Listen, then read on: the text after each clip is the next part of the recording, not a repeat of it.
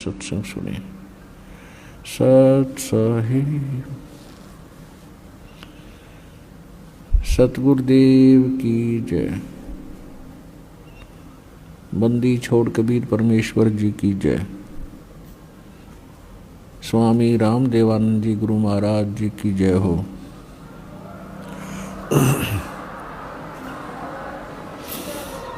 गरीब नमो नमो सतपुरुष को नमस्कार गुरु की नहीं।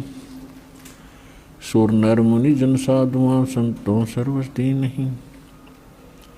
सतगुरु साहेब संत सब डंडो तुम प्रणाम। आगे पीछे मध हुए तिनको जहाँ कुर्बान। नराकार निर्विषम काल जाल वैभंजनम निर्लेपम निज निर्गुणम अकल अनुबेशुंदनम। सोहम सुरति समापतम सकल समाना निर्तल। उज्ज्वल हिरंबर हरदमम बेपरवा अथा है वार पार निमज्जतम। ग्रीव जो सुमर सिद्ध होई गणनायक गलता ना करो अनुग्रह सोई पारस पद परवाना। आदि गणेश मनाऊं गणनायक देवन देवा। चरण कमल लौलाऊं आदंत करूं सेवा। परम शक्ति संगीतम रिद्धि सिद्धि दाता सोई। अवगत गुण अतीतम सतपुरुष निर्मोही। जगदम्बा जगदीशम मंगल रूप मुरारी। तन मन अर्पों शीशम भक्ति मुक्ति भंडारी। सुर नर मुनि जन ध्यान ब्रह्मा विष्णु महेशा। शेष सहस मुख गावे पूज्य आदि गणेशा। इंद्र कुबेर सरीखा वरुण धर्म राय धावे। समर्थ जीवन जी का मन इच्छा फल पावे। 33 कोटि अधारा दावे शेष 88। उतरे बहुजल पारा कट है यम की फांसी। 33 कोटि अधारा दावे शेष 88। उतरे बहुजल पारा कट है यम की फांसी। कर जोरूं विनती करूं धरूं चरण पर शीश। गुरु जी राम देवानंद जी महाराज ने दियो नाम बख्शीश। कोटि कोटि सिजदा करूं कोटि कोटि प्रणाम। चरण कमल में राखियो में बंदी जाम गुलाम। कुत्ता हूँ गुरुदेव का रामपाल दास का नाम। गले प्रेम की जेवड़ी जाखे चोवा जाऊं। तो करो तो बावड़ू दूर दूर करो तो जाऊं। जो राखो तो ही रहूं। जो देवो सो खाऊं। गुरु जी तुम ना भूलियो। चाहे लाख लोग मिल जाएं। हमसे तुमको बहुत है तुमसे हमको नहीं। कबीर गुरु जी मिलेंगे पूछेंगे कुशलात। आदि अंत की सब कहूँ अपने दिल की बात। कबीर जय इब कै सतगुरु मिले, सब दुख आँखों रो, चरणों ऊपर शीश धरूं, कहूँ जो कहनी हो। सतगुरु पूर्ण ब्रह्म है, सतगुरु आप अलेख, सतगुरु रमता राम है, या मैं मीनन मेख। गुरु बिन माला फेरते, गुरु बिन देते दान, गुरु बिन दोनों निष्फल हैं, चाहे पूछो वेद पुराण। गुरु बड़े गोविंद से, मन में देख विचार, हरि सुमरे वो रह गए, भाई गुरु सुमरे हो पार।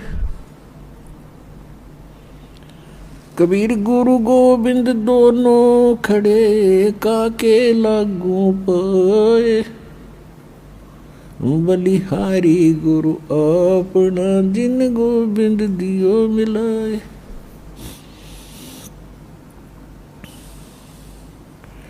परम पिता परमात्मा पूर्ण ब्रह्म, सर्व सृष्टि रचनहार कबीर परमेश्वर जी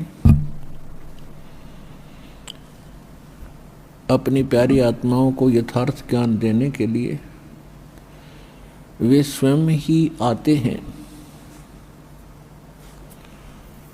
अपने सतलोक से चलकर आते हैं और वो गुरु की भूमिका निभाते हैं। क्योंकि यदि पृथ्वी पर गुरु होते तो परमात्मा को आने की आवश्यकता नहीं थी। पृथ्वी पर गुरु नहीं थे, ये लिटिल नॉलेज वाले गुरु थे, नीम हकीम थे। इन्होंने न तो अपने सदग्रंथों को समझा, इनके पास वो साधना भी नहीं थी जिससे ये कोई अनुभव ठीक कर सके परमात्मा के विषय में। इसलिए गुरु रूप में परमात्मा स्वयं ही आते हैं और वो अपनी महिमा भी बताने की चेष्टा करते हैं कि मैं परमात्मा हूँ, लेकिन वो हमारे गले नहीं उतरती, क्योंकि हमने जो ज्ञान सुना होता है वो अज्ञान होता है। हम परमात्मा को निराकार मान बैठे होते हैं और जिससे भी हम सुनते हैं या कोई उन ऋषि महर्षियों के अनुभव को हम पढ़ते थे तो सभी ने अंत में एक निष्कर्ष दे रखा था कि परमात्मा तो निराकार है, उसको देखा नहीं जा सकता, केवल परमात्मा का प्रकाश ही हम देख सकते हैं। तो विद्यार्थी की इतनी अकल नहीं होती, इतनी बुद्धि काम नहीं करती कि वो टीचर के व्याख्यान पर कुछ टिप्पणी कर सके। यानी श्रोता जो होते हैं वो जिनको गुरु मान बैठे हैं और उनके द्वारा दिए गए प्रवचनों पर वो अविश्वास कभी नहीं करते, ये स्वभाव होता है। और अविश्वास करने का उनके पास कोई पैमाना भी नहीं होता जिससे वो ये कह सकें कि नहीं गुरुजी आप ऐसे नहीं, ऐसा हमने पढ़ा है। तो जिस कारण से परमात्मा ने अपने आप को एक गुरु सतगुरु के रूप में ही अधिक पेश किया। यदि गुरु होते तो वो गुरु रूप में आए परमात्मा ही होते हैं। तो यहाँ परमात्मा इसलिए कह रहे हैं कि गुरु गोविंद दोनों खड़े और किसके लागू पाए, बलिहारी गुरु आपना जिन गोविंद जो मिलाए। यानी गुरु रूप में परमात्मा ही हो सकते हैं और बाकी जो गुरु हैं वो तो अलग बात है। कोई मोटरसाइकिल चलाना सिखा देता वो उसका गुरु हो गया, कोई गाड़ी चलाना सिखा देता उसका गुरु हो गया। माताएं अपने बेटियों को रोटी पौना सिखा दी, वह उनकी गुरु होगी। तो ये गुरु अलग हैं, और अध्यात्म जो गुरु है रियल में हमारा वो गुरु है। तो अध्यात्म ज्ञान यहाँ नहीं था, और जो सदग्रंथ थे उनको हमारे गुरु जो बने हुए थे यहाँ नकली, वो समझ नहीं सके। इसलिए परमात्मा स्वयं आते हैं और फिर वो कहते हैं कि गुरु गोविंद दोनों खड़े। अब किसके लागू पाए, बलिहारी गुरु आपना जिन गोविंदियों मिलाए। तो वो कहते हैं गुरु को, गोविंद को छोड़कर हम गुरु को ही महत्व देंगे। तो गुरु परमात्मा ही हो सकते हैं, बाकी गुरु सभी अपने अपने सत्र के हैं, वो उनका अलग काम है। और जो अध्यात्म मार्ग में ज्ञान दे रहे हैं वो गुरु हैं ही नहीं, वो तो नकली हैं सारे। क्योंकि परमात्मा जो ज्ञान देता है, परमात्मा ने ज्ञान दिया वेदों का, परमात्मा ने ज्ञान दिया गीता का, यानी गीता में जो ज्ञान है वो परमात्मा वाला ही है, जो परमेश्वर ने इस ब्रह्म के अंदर फीड किया था, और वो वेद जो के तो बाहर निकले थे। उसके बाद गीता जी के अंदर जो इसने ज्ञान दिया है ब्रह्म ने, ज्योत स्वरूपी निरंजन ने, श्री कृष्ण जी में प्रवेश करके इस काल ने जो ज्ञान दिया, उसमें अधिकतर वेदों वाला ही ज्ञान है जो गॉड गिवन है, परमात्मा ने इसको दिया था। उसने कुछ अपनी अटकल इसमें साथ जोड़ी हैं, तो वो हमारे काम की नहीं है। बहुत सी ऐसी गीता जी के अंदर बहुत सा दो तरफा ज्ञान है, जो वेदों से मेल खाता है गीता का ज्ञान, वो ओके है, श्रेष्ठ है, और 90% गीता का ज्ञान वेदों से मेल खाता है। तो कहने का भाव ये है कि जो गुरु हैं वो आज तक ना वेदों को समझ सके, ना गीता को समझ सके, हमारे जो धर्म गुरु थे, और न ही पवित्र इन पुराणों को समझ सके। तो इस कारण से परमात्मा स्वयं आते हैं और वो ही गुरु होते हैं, और जो गुरु हैं ही नहीं, नाम बेशक गुरु का उन्होंने रखा हुआ, और हमने बेशक उनको गुरु मान रखा है, वो गुरु नहीं थे। तो यहाँ परमात्मा ही आकर हमें ज्ञान बता रहे हैं। सतगुरु के उपदेश का लाया एक विचारे, जय सतगुरु मिलते नहीं तो जाते नरक द्वार।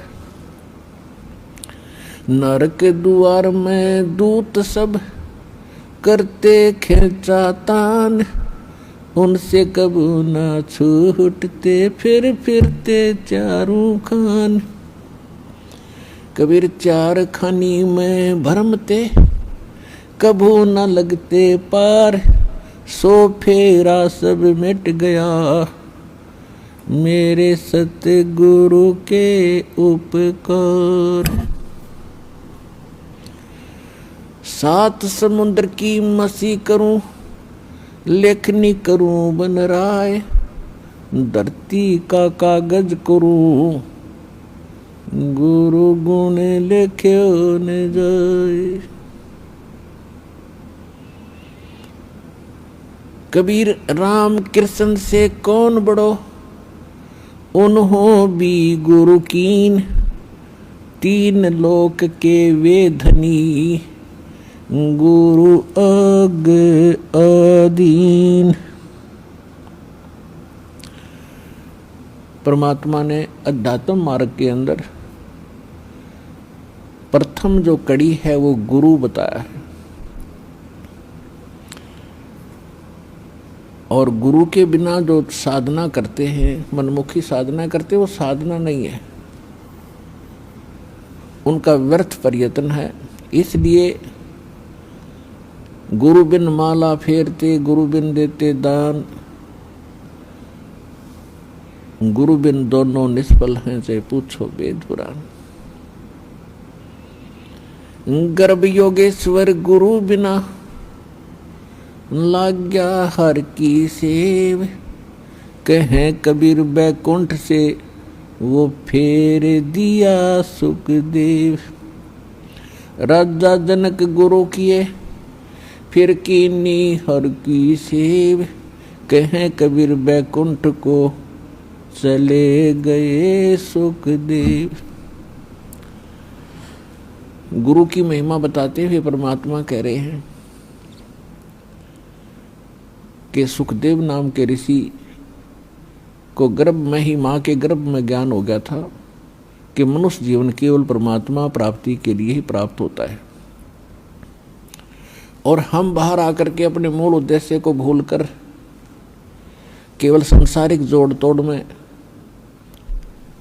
इन कोठी बंगले के बनानों में ही अपना जीवन नष्ट करके और एक हारे हुए जुहारी की तरह हाथ मसलते हुए चले जाते हैं। जब हम ये संसार छोड़कर चलते हैं तब हमें सब पता लग जाता है कि हमसे भारी भूल हुई है। हमने वो काम तो किया ही नहीं जो मनुष्य जीवन का करना था। ये तो पक्षियों जैसे ही काम किए और उसी में सारा जीवन नष्ट करके और फूले फिरते रहे। फिर ये वहां जाके रोता है जीव धर्मराज के सामने खड़ा होकर के, जहां इसका न्याय किया जाता है, इसका हिसाब होता है।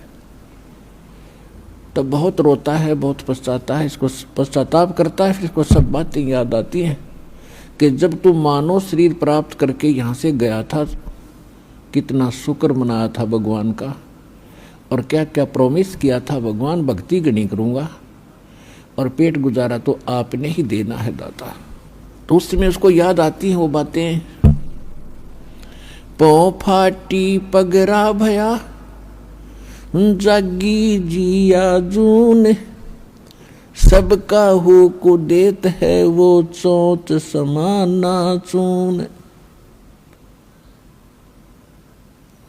सभी प्राणियों का, जितने भी ब्रह्मांडों के अंदर जितने प्राणी हैं, सबका वो परमात्मा पालन करता है और सभी की उसको चिंता है। क्योंकि माँ के गर्भ में जब ये बालक होता है उस समय ना माता सहाय कर सकती है, ना को पिता का सहयोग वहाँ काम कर सकता है। तो वहाँ पालन कौन करता आपका, वहाँ आपका सुरक्षा करने वाला कौन था? तो वहाँ भी उस परमेश्वर ने ही आपकी सुरक्षा की, आपका पोषण किया। ते जुगाड़ कुछ भी जोड़ा उसने, कोई तरीका बनाया, माँ की नाभि से आपकी नाभि जोड़ दी और आपका शरीर पुष्ट हुआ। और माँ के गर्भ में आप बहुत दुखी होते हो, ऊपर को पैर होते हैं, नीचे को सिर होता है, और बाहर आके आप भगवान भूल जाते हो।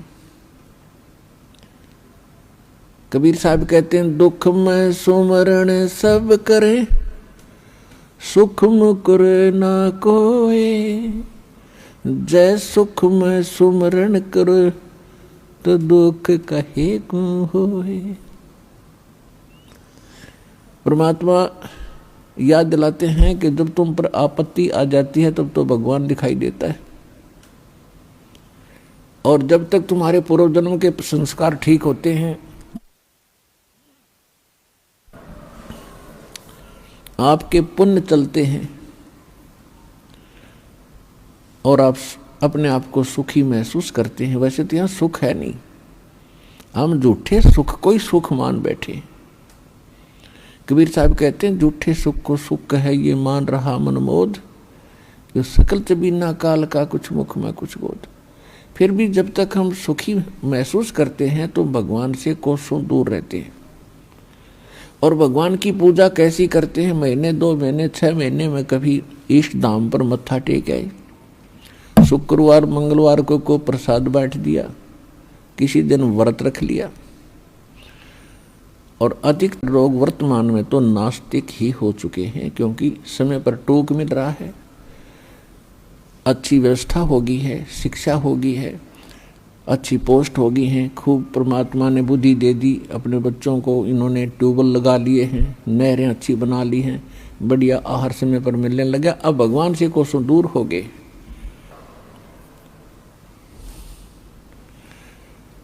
और भूल गए उन दुखों को। परमात्मा कहते हैं, इसे सुख के आग लगे जो भगवान ते दूर करे। परमात्मा कहते हैं सुख के माथे पत्थर पड़ो जो नाम हृदय तिन जावे, और बलिहारी व दुख के जो पल पल नाम रटावे। पुराने समय में हमारे पूर्वज बताया करते थे बुजुर्ग कि वर्षा ना होती थी, भगवान को याद किया करते थे। कोई भी दुख आता था भगवान को बैठकर याद करते थे, हमारी आपदाएं टला करती थी। और अब भगवान 100 कोस दूर हो गया, अब तो बिजली याद रहती है, बिजली ना ही ट्यूबवेल चलाऊं वो भगवान याद नहीं आता। तो परमात्मा कहते ऐसा सुख बाढ़ में पड़ो जिससे भगवान की भूल पड़े। तो सत्संग में आने से फिर हमें याद होता है कि भगवान की कितनी आवश्यकता है। तो सत्संग में आने से फिर सुखी भी भगवान की भक्ति करेंगे। यदि दुखी व्यक्ति भक्ति करते हैं तो सुख देता है परमात्मा, उसका गुण है। और यदि सुख में ही भक्ति करते रहें तो दुख ना हो। और मूल काम मनुष्य जीवन का भक्ति ही करना था, वो हम भूल चुके थे। तो इसका ज्ञान संत और परमात्मा ही दिलाते हैं, सतगुरु दिलाते हैं। सतगुरु का बहुत अभाव हो गया और सत्संग सुन सुन कर इंसान बहरे हो गए। इन नकली संतों के अटपट खटिन, उनको बात का पता नहीं, कोई कख इनको पास नहीं। श्रद्धालु उनके ऊपर ड्योट होकर के समर्पित होकर के अपना जीवन नाश कर गए। इतना बिगाड़ दिया धार्मिक इस मार्ग को, अब सेट करना दास के लिए कितना कठिन हो रहा है। इतने टीवी चैनल चलते हैं, सब पर कोरी बकवाद घड़ी जाती है इन संतों के द्वारा, कख भी पता नहीं, और सब सुन सुन कर बहरे हो लिए और उनको फाइनल मान चुके। तो इसका अब धीरे धीरे निवारण होगा इस संकट का, और सभी शिक्षित है। देख रहा दास के इतना विपरीत मार्ग है समाज के और पूर्व ज्ञान के, और उसके बाद भी कितनी सफलता मिली है, क्योंकि इसमें सत्यता घनी है और सत्य को कोई मिटा नहीं सकता।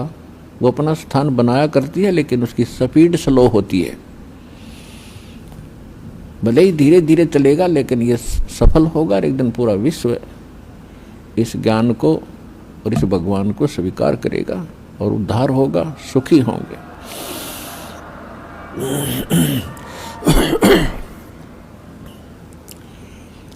तो प्रसंग चल रहा है कि जब ये भगवान के दरबार में पहुंच जाता है तब इसको सारी बात याद आती है।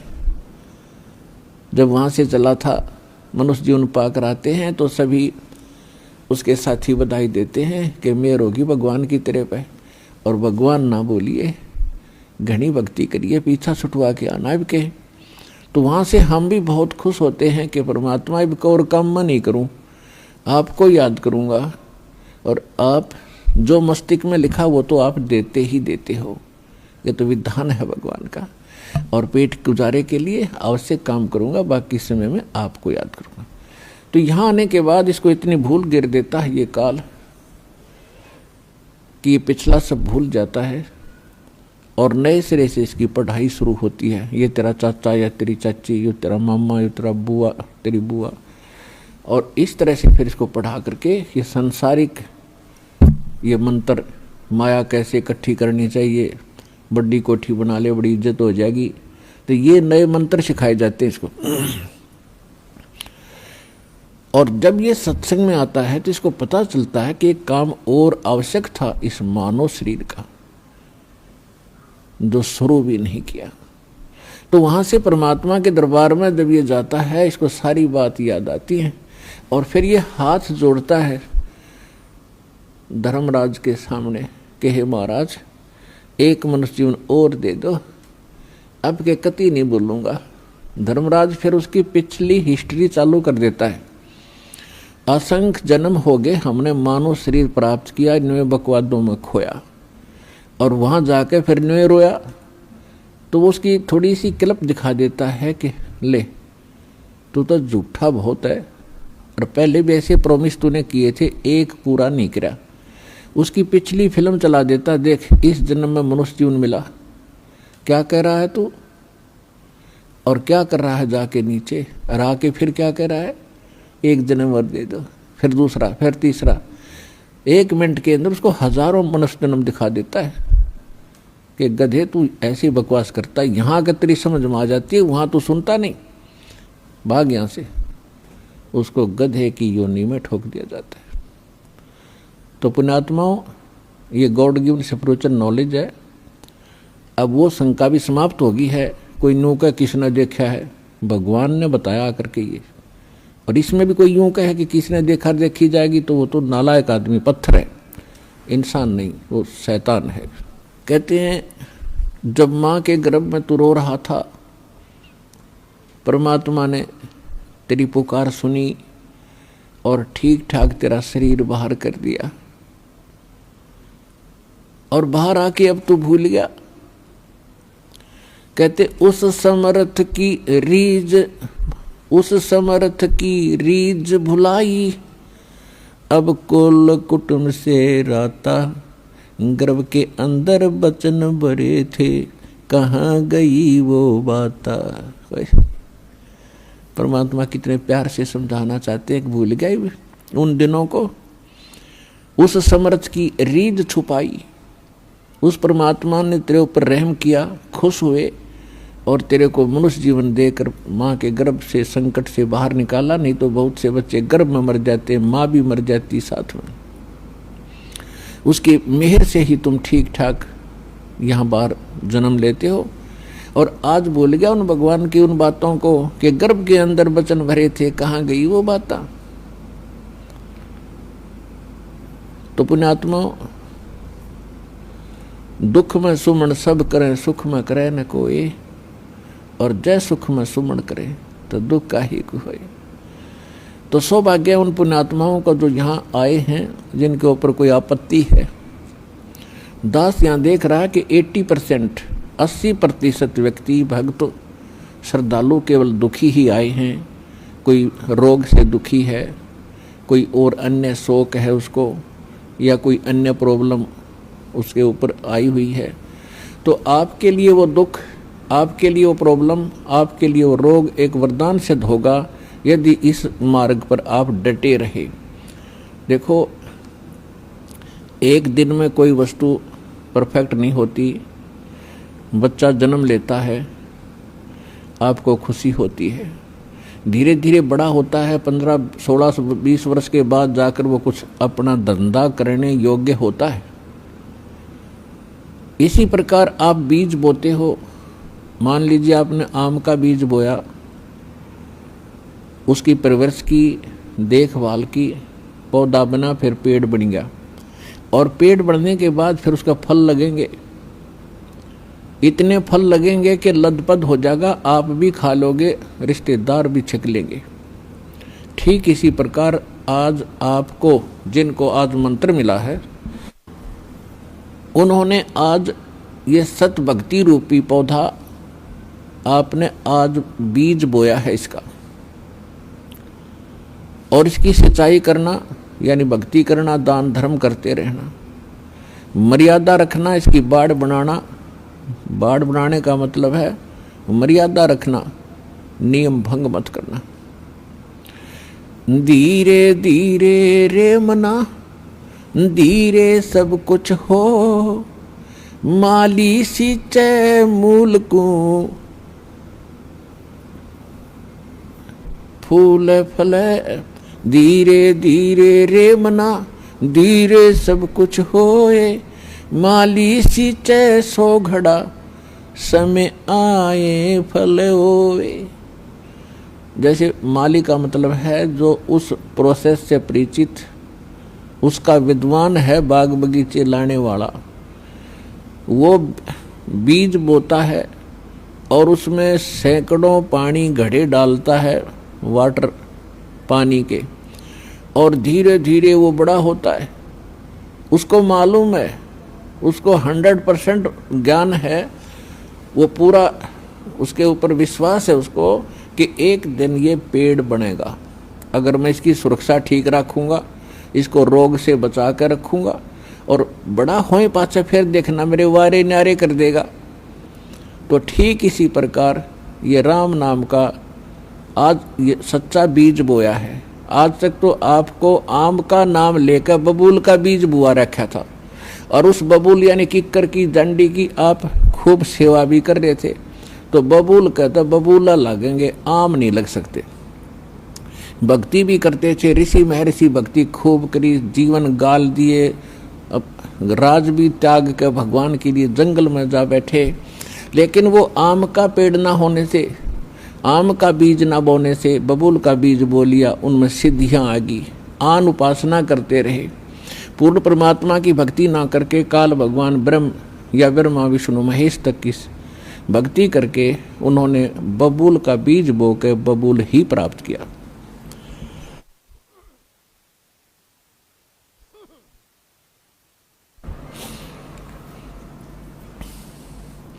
उदाहरण के लिए हिरण्यकशिपु ने ब्रह्मा जी की साधना करके बबूल का पेड़ बोया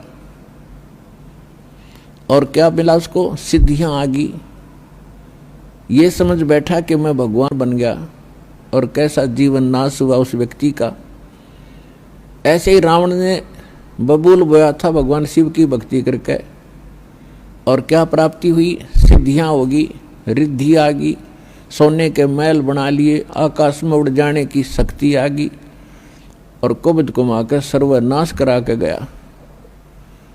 तो पुण्यात्माओं, इसी प्रकार विष्णु जी की साधना करने वाले ये भी शास्त्र विरुद्ध साधना करके अपना जीवन नाश करते हैं, क्योंकि शास्त्र विधि को त्याग कर जो मनमाना आचरण करते हैं उनको न सुख होता है न कोई सिद्धि होती है, यानी सत साधना की सिद्धि, और न ही उनको कोई उनकी गति होती है, जिस कारण से ये भक्ति करके भी अपना जीवन व्यर्थ ही कर गए।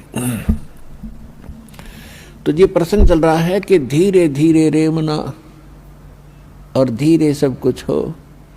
आज नाम लिया है, किसी ने 6 महीने हो गए, किसी ने सतनाम मिल गया है, किसी को प्रथम मंत्र मिला है, और किसी ने 10 महीने हुए हैं, किसी ने 1 वर्ष हो गया, किसी ने 2। जिन भक्तों को 1 वर्ष से ज्यादा हो गया, 2 वर्ष हो गए हैं, आज उनके सुख सुनना, उनके मुंह का थूक सूख जाएगा अपने सुख बताते बताते। इतने सुख देता है परमात्मा।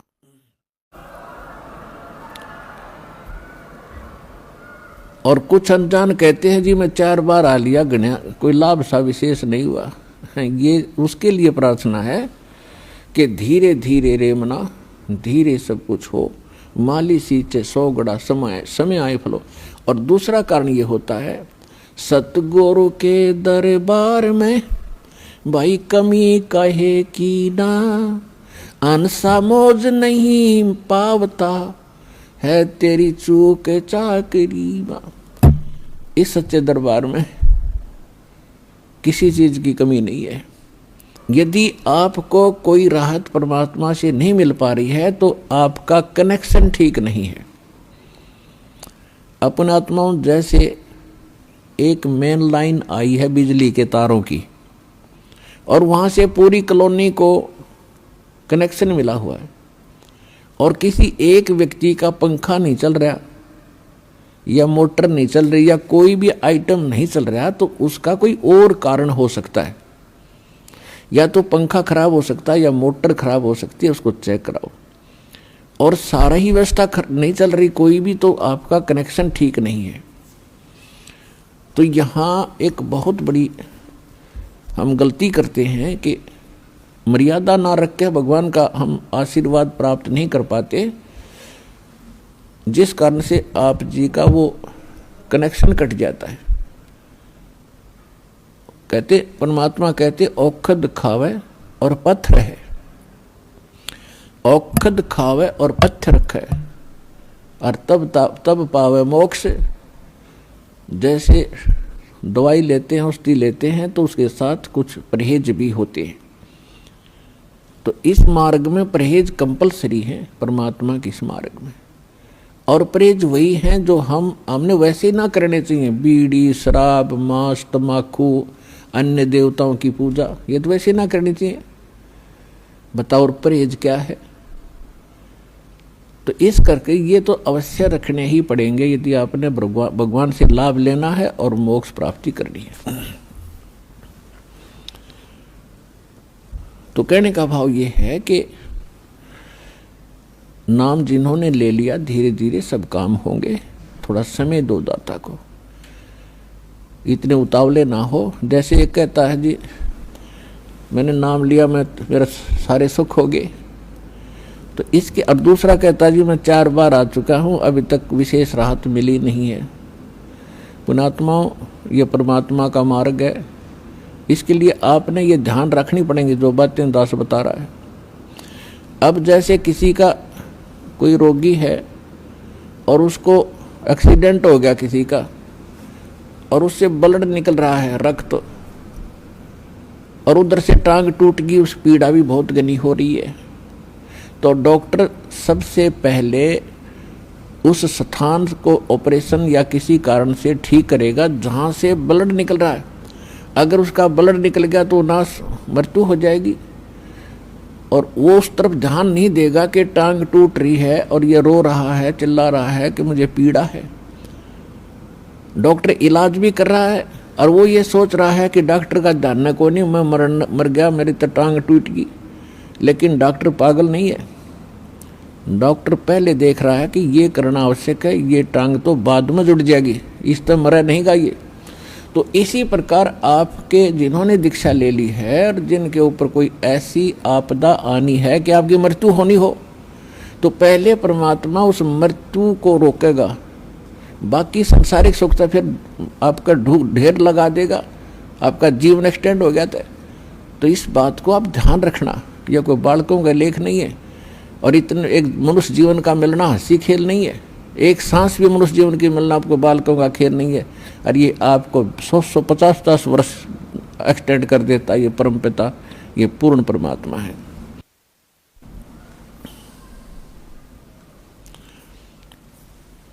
तो पुण्यात्मा, इन बातों पर ध्यान रखना जो दास आपको गाइडलाइन बता रहा है। तो इस प्रकार जिनको राहत नहीं मिल रही है वो ये ना सोचो भगवान का ऑपरेशन चालू नहीं है। आपके उन संकट निवारण के लिए परमात्मा उसी दिन सक्रिय हो जाता है जिस दिन आप इस ज्ञान को पढ़कर या ज्ञान को सुनकर और हृदय से पुकार लेते हो, परमात्मा हम आपके हो लिए, आपके बगैर मुझे कुछ दिखाई नहीं देता है। और कब बुलाओगे उसी दिन से परमात्मा आपको अपना मान लेता है, क्योंकि ये आत्मा का साथी है, आत्मा इसका अंश है, चाहे वो किसी धर्म में है, चाहे किसी मजहब में है, या किसी प्राणी के शरीर में है, कुत्ते गधे सूअर के शरीर में है। तो ये परमात्मा उसी दिन से आपको स्वीकार कर लेता है यदि आप हृदय से पुकारते हैं। और जिस समय नाम ले लेते हो फिर तो बातें खत्म हो जाती है कि आपके कोई सुनवाई ना हो या आपके संकट दूर ना हो।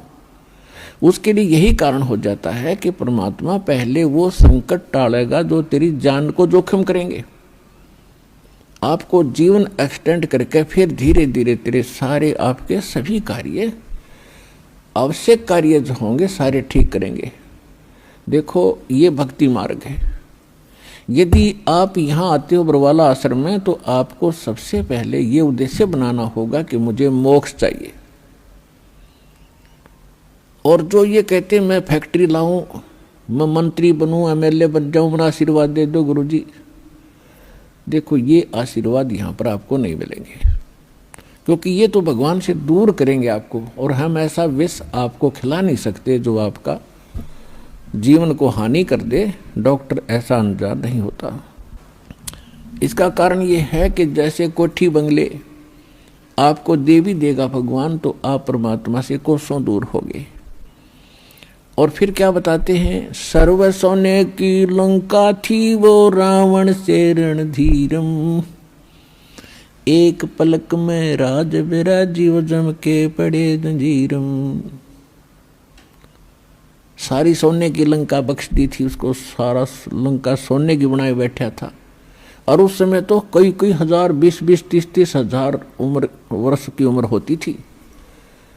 तो उसने तो आपको सोचना कोई बड़ी बात नहीं थी कि अभी ना मरूं, 30-40 हजार वर्ष जीऊंगा, क्योंकि सतयुग में लाख वर्ष की आयु होती है, और त्रेता में भी 67 के अंदर 40, 50, 30 और लास्ट में कम हो जाती है।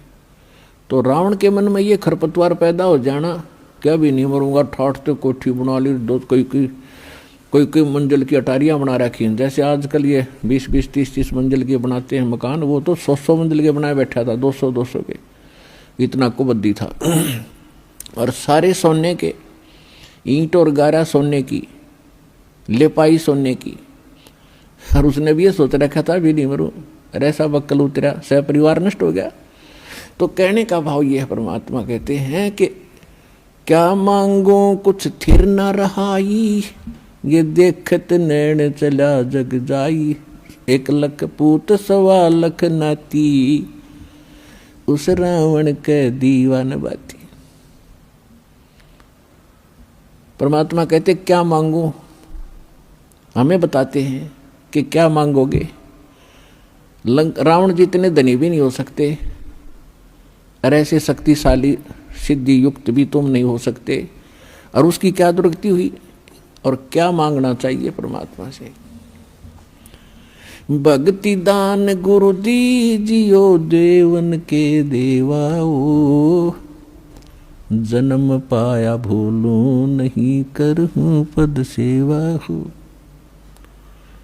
और फिर क्या मांगे, साईं इतना दीजियो, जा मैं कुटुंब समाए। हम भी भूखे न रहे, अतिथि न भूख हो जाए। इससे अधिक मांगने की आवश्यकता नहीं भगवान से। अब परमात्मा ने सारा पता है कि इस बच्चे को क्या आवश्यकता है और कौन सा देना वस्तु देना अनिवार्य है, और कौन सी वस्तु ये मांग रहा है, इसके लिए ये फायदेमंद है कि नहीं। जैसे डॉक्टर के ऑपरेशन यानी उपचार के अंदर रोगी ने अपनी नहीं चलानी चाहिए, डॉक्टर की ही चले, जब डॉक्टर होगा तो सही वो। और डॉक्टर के उपचार के अंदर बीच में कोई टांग अड़ाता है अपनी कि नहीं मत ऐसे कर दो ऐसे कर, तो वैसे करवा ले, लेकिन उसे लाभ कुछ नहीं होगा, वो रोग नहीं कटेगा। तो इस प्रकार से आप जिस दिन यहाँ आ जाते हो, आप उपचाराधीन हैं, और आपका रोग कौन सा है, जग सारा रोग यारे, जिन सतगुरु वेद न जाण्या। जग सारा रोग यारे, जग सारा रोग यारे, जिन सतगुरु वेद न जाण्या। जग सारा रोग यारे।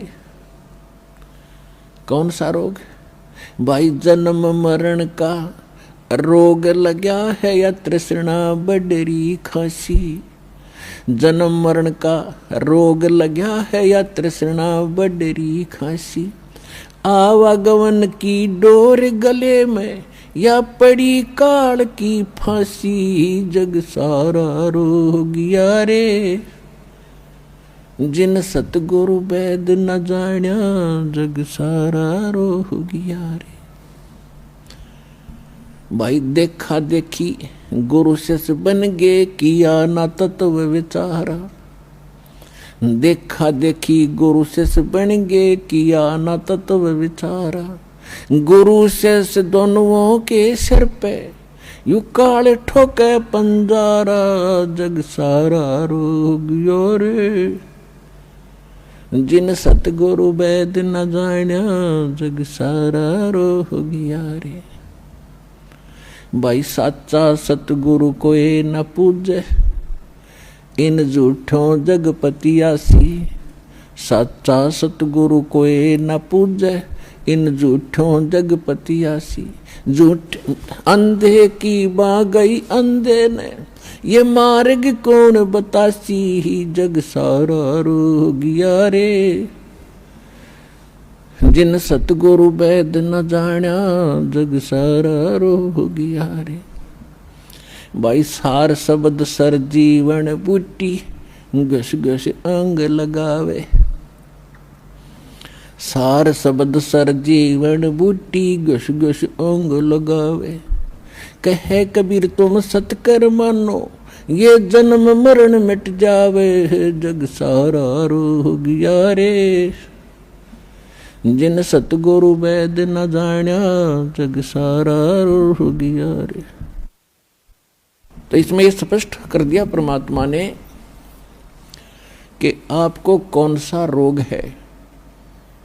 क्या बताया है कि जन्म मरण का रोग लगा है, और यह तृष्णा बढ़ रही, खांसी और आवागमन की।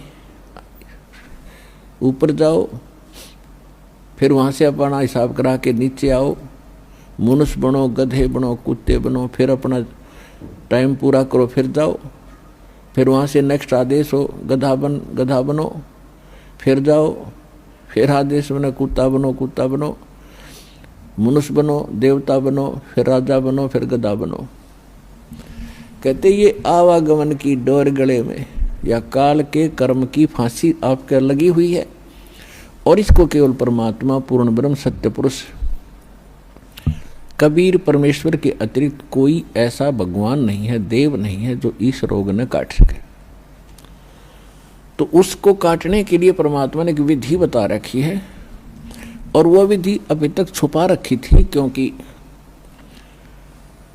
परमात्मा का और काल का एक प्रॉमिस हुआ था, अनुबंध हुआ था। इस काल ने कहा था कि 3 युगों में, सतयुग त्रेता द्वापर में, हे परमात्मा आप थोड़े जीव निकालना, और चौथे युग कलयुग में आपके इतने ही ले जाना। काल को पता था कि कलयुग में इनकी पिछली बैटरी कति डाउन हो जाएगी, पुण्य कर्म कति खत्म हो जाएंगे। सतयुग त्रेता द्वापर में, सतयुग त्रेता द्वापर के अंदर आप रहे हैं, और वो कौन सी आत्मा है जो सतयुग त्रेता द्वापर में, सतयुग से शुरू होती है मानव शरीर प्राप्त करके, वो आत्माएं होती हैं जो कभी इस कलयुग के इस समय में, जो आज आपको टाइम मिला है, ये बिचली पीढ़ी का समय यानी मध्य का समय है कलयुग का, इस सत्य भक्ति का। प्रथम चरण तो कलयुग का था, परमात्मा आए थे, सहस्रीर आए थे, सहस्रीर कबीर परमेश्वर चले गए थे मगर से। अब ये बिचली पीढ़ी है जो अब स्टार्ट हुई, इसमें कंप्लीट कोर्स है भक्ति का, और निरसंशय है, कोई डाउट नहीं, सब प्रमाणित है। अब जो भक्ति करेंगे वो पार हो जाएंगे, मर्यादा में रहेंगे अंतिम सांस तक, वो तो सतलोक चले जाएंगे। फिर क्या होगा, 1000 वर्ष के बाद इस भक्ति में बहुत से ऐसे नालायक काल के दूत घुसेंगे, वो धीरे धीरे इनकी भक्ति खराब करवाना शुरू करेंगे। और उस समय जो सच भक्ति जितने समय वो कर चुके और उसके बाद मार्ग दिशा बदल ली, उनके साथ के बनेगी कि जैसे पुण्यात्माओं एक श्वास के मंत्र का जो इस दास से प्राप्त करके आप एक श्वास भी मंत्र का ले लेते हो सतनाम का, वैसे तो प्रथम मंत्र से ही आपकी गजब की कमाई शुरू हो जाती है, बहुत ज़्यादा बन जाती है। और यदि सतनाम का मंत्र भी आपने साल 2 साल 3 साल 4 वर्ष कर लिया और सारनाम ना भी मिला, तो भी आपकी ढेर सारी कमाई बन जाती है। और फिर काल क्या करेगा, क्योंकि आपके पुण्य तो वो देगा, उसने तो ऊपर होटल बना रखे हैं, स्वर्ग महास्वर्ग में, और ज़्यादा टैक्स है देता है वो आपसे, आपके पुण्यों से, कहीं 20%, 25%, कहीं पर 10%, ऐसे उसने अपने टैक्स लगा रखे। और जो खर्चा आप खाते हो वो अलग है, वो तो आपकी पूंजी से होगा, तो आपको स्वर्ग महास्वर्ग में रख देता है। और वहां आपके पुण्य आपके साथ होते हैं। जब महास्वर्ग के अंदर आपके पुण्य खत्म हुए, उसके बाद स्वर्ग में ले आता है, नीचे एक अलग से एक स्वर्ग है, उस महास्वर्ग से अन्य जो कॉमन स्वर्ग है, उसमें भी जब आपके पुण्य खत्म हो जाते हैं, फिर आपको पृथ्वी पर डाल देता है। तो वो पुण्यात्मा इतना समय वहाँ रहती हैं स्वर्ग में, महास्वर्ग में, फिर उनको सतयुग में प्रारंभ में जन्म देता है। इस भक्ति युग में की हुई भक्ति उनकी इतनी प्रबल हो जाती है कि फिर वो सतयुग में प्रथम जन्म लेते हैं। उनकी फिर भी इतनी भक्ति होती है, क्योंकि सतयुग में लाखों वर्ष का जीवन होता है, एक का जीवन पूरा करते हैं, इतने युग 1-2 जीवन में वो सतयुग पूरा हो जाता है। फिर त्रेता में आते हो आप वही हो जो पहले भक्ति लगे थे, लेकिन आप फिसल गए, आप रिपट गए, विचलित हो गए किसी कारण से। और परमात्मा का विधान है, जो जन मेरी शरण है ताका हूँ मैं दास, और गेल गेल लाग्या फिरूं जब तक धरती आकाश। एक बार इस सच्चे नाम से आज कोई जुड़ जाएगा, आज उसने नाम ले लिया, कितना रोगी है और चाहे उसकी कल मृत्यु हो जा, नाम लेते भी हो जा, तो अभी परमात्मा अपने बही में लिख लेगा उस आत्मा को कि मेरी होगी भी। अपने आत्माओं हमने असंख्य जन्म बर्बाद कर दिए, असंख्य जन्म मनुष्य के खो चुके हो आप। ये पहला शरीर नहीं जागा जो आज आपका जाने वाला है, मान ले कभी भी। ये तो असंख्य बर्बाद हो लिए, तो कपड़े हैं, कुर्ते पजामे हैं, तो आपकी शरीर बॉडी ऊपर का। और इस नाम के लेते ही आपके कई सैकड़ों कुर्ते पजामे खूटियां व अलमारी में रख दिए जाते हैं। मनुष्य आज आपको नाम लेते ही और चाहे अगले पल मृत्यु हो जाती है। वैसे तो ऐसा नहीं होगा, जो सच्चे दिल से आते हैं उनको राहत मिलती है, उनका मनुष्य जीवन एक्सटेंड होता है, आयु भी बढ़ाता है परमात्मा। एक उदाहरण के लिए कहते हैं कि जो अविश्वास रूप में भी आके नाम ले लिया, अब देखेंगे किसी के कहने से आते हैं रोगी बहुत से तो कि देख लेते हैं एक बार चल के, तो वो उनको भगवान वैसे उसको एक्सटेंड नहीं करेगा। उनका पता है कि इसको मैंने जीवन भी दे दिया, यू आगे फिर वो बकवाद करेगा। तो परमात्मा ने तो अपनी आत्मा देखनी है कि इसका उद्धार क्यों कर होगा।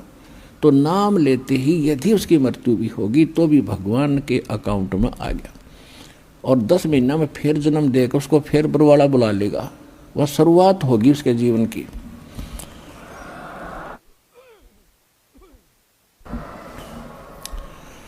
तो यहाँ आने वाले व्यक्ति को हानि कति नहीं है, और कति ज्ञान सुनकर समर्पित होकर आओगे तो आपकी कैंसर का बाप भी ठीक हो जा।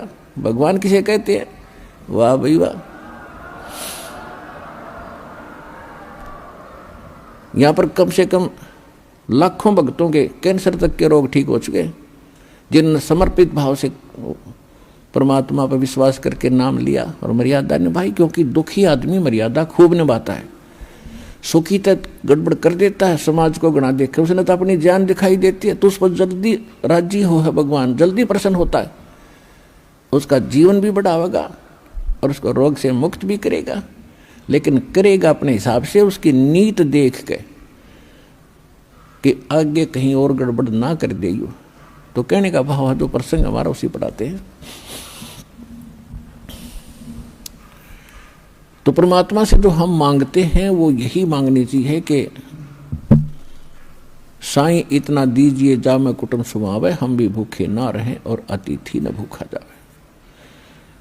तो यहाँ आने वाले भक्त को लगभग 80% व्यक्ति जो हैं ये दुखी आते हैं, और उनके लिए वो दुख एक वरदान बनेगा, एक वरदान सिद्ध होगा उसके लिए।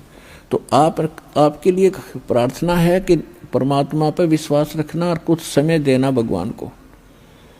और दूसरी बात यह है कि आज जो प्रसंग चल रहा है कि लाखों वर्ष सतयुग में आपने लाख वर्ष का जीवन भी प्राप्त हुआ, और वो भी थोड़ा लग गया, मरने लगे जब ने सोची और भी भगवान थोड़ा सा समय दे दे। त्रेता में हजारों वर्ष का रहा, द्वापर में भी 800-900 वर्ष तक जीवन रहा है जीव का,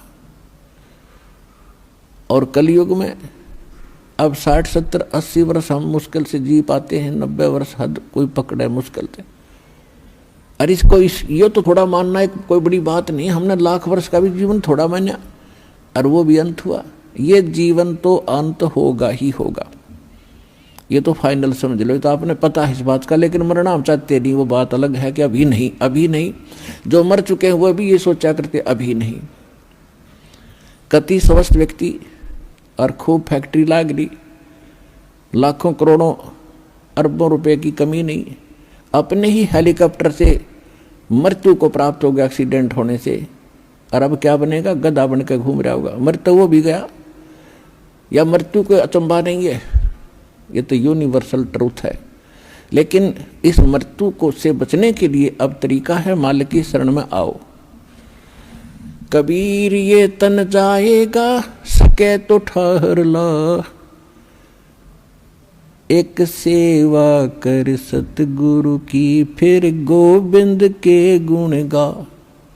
कबीर साहब कहते हैं ये मनुष्य जीवन तो सबका जाना है और समय पर जाओगा, जितना आपको प्राप्त है उससे अधिक नहीं मिलेगा। एक प्रियव्रत नाम का राजा था, उसने 11 अरब वर्ष तक तप किया और 11 अरब वर्ष तक उसको राज्य मिल गया। तप से राज्य प्राप्त होता है। अब 11 वर्ष अरब राज्य करके जब वो मरण लगा, 11 अरब वर्ष तक राज भोग के, इतने ठाठ माना हम तो राजा के। मरते समय जब यम के दूत उसको लेने आए तब उसने एक का प्रार्थना की कि मुझे कुछ श्वास और दे दो। बता 11 अरब वर्ष में तो किला तोड़ा नहीं, ये कुछ सांसों में तो किला तोड़ देगा। यम के दूत कहने लगे खबरदार, तेरे ताई एक भी सांस लेने का आदेश नहीं है, और टीटी भी पकड़ लेगे, गुद्दी पकड़ कर घसीट लेगे उस राजा को। और यहाँ परमात्मा क्या कहते हैं, जम जो राजा से डरे और मिट कर्म के लेख, अदली असल कबीर हैं ये कुल के सतगुरु एक। मासा घटे न तिल बधे, विद ना लिखे जो लेख, और सच्चा सतगुरु मेट करवाई ऊपर मार दे मेघ। क्या कहते हैं भगवान कि जा सतगुरु की मैं बलिहारी, जो मेटे जम तल बाणे नू। क्या बताया भगवान ने अपनी महिमा में कि उस सतगुरु पर बलिहारी जाऊं जो यम के तलबाने यानी तलब किया जाए यम के दूतों, यमराज के द्वारा जिसको बुलाया गया है, और यम के दूत लेन आगे कहते हैं उसको वापस कर दे, भाग जाए यहाँ से, ये नहीं आएगा, ये हमारा बच्चा है, तुम इसके निकट नहीं आ सकते। यानी उसकी उम्र बढ़ा दी, कर्म की रेख काट दी, मिटा दी, वो अंत था वो समाप्त कर दिया और आपकी आयु एक्सटेंड कर दी, बढ़ा दी। अब आप बालक हो, आपको मालूम नहीं कि कितना कीमती है मनुष्य जीवन, एक सांस की क्या कीमत है। कबीर साहब कहते, कहता हूँ कहीं जात हूँ और कहूँ बजा के ढोल, श्वास जो खाली जात है वही 3 लोक का मोल। मनुष्य जीवन का श्वास, कितनी कीमत है इस श्वास की, और हम इसको कैसे बर्बाद कर रहे हैं। और उस श्वास को प्रियव्रत ने प्रार्थना की कि, और भगत भी था वो पहले जीवन में, तो नहीं मिला, एक श्वास भी नहीं मिला। और यहाँ आपको इतने श्वास बढ़ा देगा, आपकी गिनती भी नहीं होगी। तो ऐसा समर्थ भगवान आपको मिल गया है।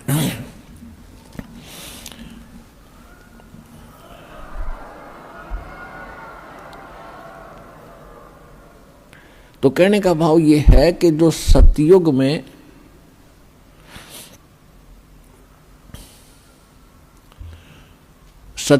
जो पुण्यात्मा आप ही में से, फिर क्या जो पार नहीं हुए वो यहीं भटक रहे होंगे, और सतयुग में फिर जन्मे, वो पुण्य खत्म हुए।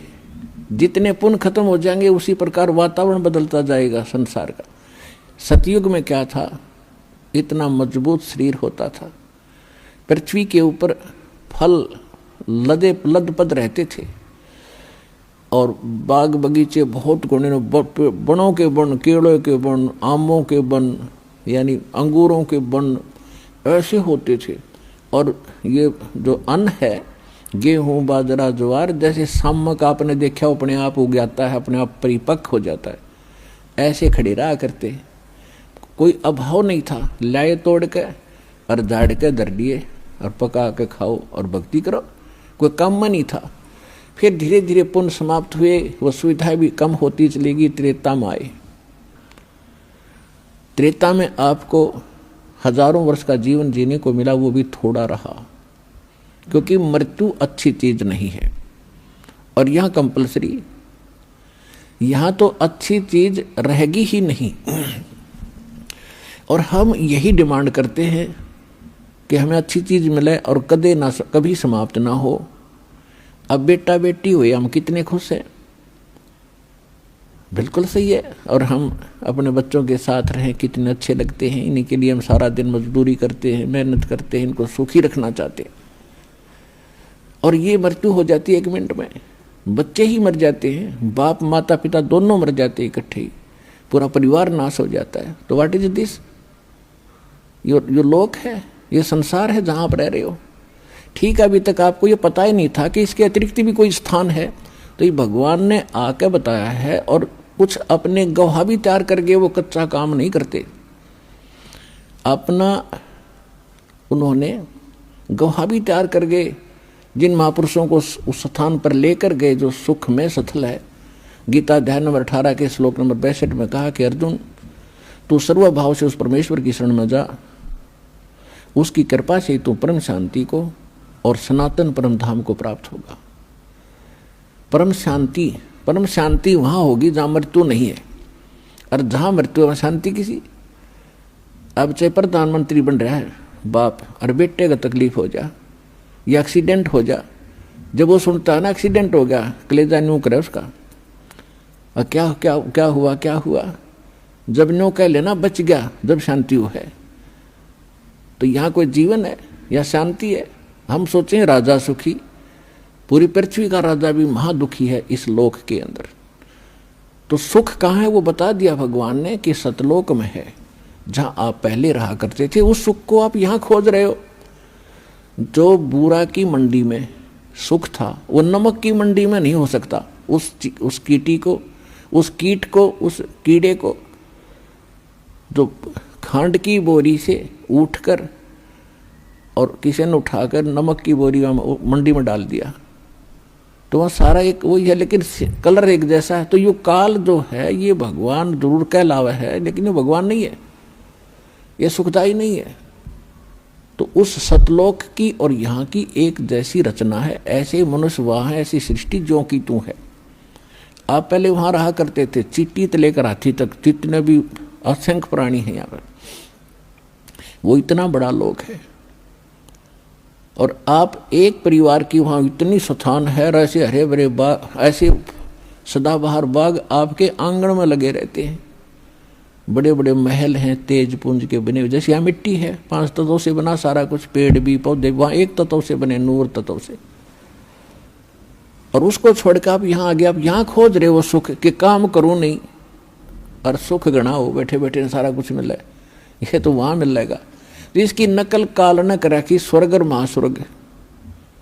अब वहाँ आपको बैठों को जरूर मिलेगा स्वर्ग महास्वर्ग में, लेकिन पूंजी आपकी खत्म हो रही है। और वहाँ पूंजी बिल्कुल खत्म नहीं होती, क्योंकि आप अपने बाप के घर पर हो गए। बाप के घर पर कोई किराया थोड़ा देना पड़ता है, वो परम पिता है हमारा। तो वहाँ तो यहाँ स्वर्ग में जो पूंजी खत्म हो जाएगी, आपको फिर पृथ्वी पर पटक देगा, झाड़ा लेकर के आपको चूस कर आपके पुण्यों को खत्म करके यहाँ पटक देता है। और वहाँ कभी पुण्य खत्म होते ही नहीं। जो प्राणी वहाँ जाएगा वो पुण्यों से इतना परिपूर्ण पुण्य हो जाएगा इस भक्ति, सत भक्ति से, और फिर अपने भगवान के पिता के घर चले जाएंगे। फिर वहाँ समस्याएं समाप्त हो जाती है।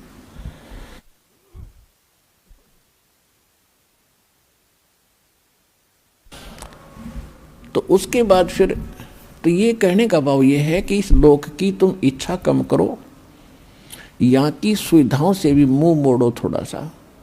जितना ज्ञान आपको होता जाएगा उतना ही आप यहाँ से उल्टे हटोगे, तभी उस परमात्मा के निकट पहुँचोगे। यदि आप यहीं की कार कोठियों की डिमांड करते रहे भगवान के आगे, तो आपका मूल काम फिर रह जाएगा। परमात्मा आपको वो वस्तुएं अवश्य देगा जो कलयुग में जरूरी है। कलयुग में क्या जरूरी है? व्हीकल, जैसे मोटरसाइकिल है, कार है, या अन्य कोई सुविधाजनक कोई वैसे गाड़ी ठीक चलनी हो। बस में भी आदमी आसानी से जा सकता है, ट्रेन से भी जा सकता है, आना जाना उसमें कौन सा, गाड़ी में बैठने पास से कि कौन सा देवता बन जाए है, रेल में न इसमें कार में बैठ गया है तो आदमी है। तो जो भक्ति नहीं करता वो चाहे हेलीकॉप्टर ले रहा हो, वो तो पत्थर है और भगवान के लिए यूजलेस है। इसलिए परमात्मा कहते हैं राम रटत निर्धन भलो, टूटी घर की छान, वो कंचन महल किस काम के, जहां भक्ति नहीं भगवान। कि परमात्मा को बच्चा प्यारा है, चाहे निर्धन हो, और इतना निर्धन हो कि घर की छत भी टूटी हो और मेरी परमात्मा की भक्ति करता हो। और उस कंचन महल को क्या करे जिसका, वो किस काम के, सोने के महल जहाँ परमात्मा की भक्ति नहीं। तो भक्ति कितनी जरूरी है, कितनी आवश्यक है और कितनी महत्वपूर्ण है, इसकी कितनी कीमत है, ये आपको सत्संग से पता चलता है। तो आपको नहीं पता तो किसी की माननी जो से चाहिए, जो बता रहा है। और एक तो बताया करें अपना अनुभव, वो तो संत अलग हैं। दास बताता है भगवान की बताई हुई, तो भगवान के बताए हुए में कोई त्रुटि नहीं हो रह सकती। ये तो आप बिल्कुल सत्य मान लो। ये तो माननी भी चाहिए कि भगवान जो कहता है वह फाइनल है। इंसान के कहे में त्रुटि हो सकती है, भगवान के कहे में नहीं हो सकती। तो दास अपना नहीं बताता अनुभव, भगवान का बताया ही बताता है। और जो उन्होंने ज्ञान दिया वो आपको सुनाता हूँ। और जिन महापुरुषों को भगवान सत्य वहाँ लेकर गए फिर वापस छोड़ा, उन्होंने जो ज्ञान दिया वो आपके रूबरू करता हूँ कि उन्होंने भी ऐसा ही कहा है और परमात्मा ने स्वयं आकर भी यही बताया है। तो फिर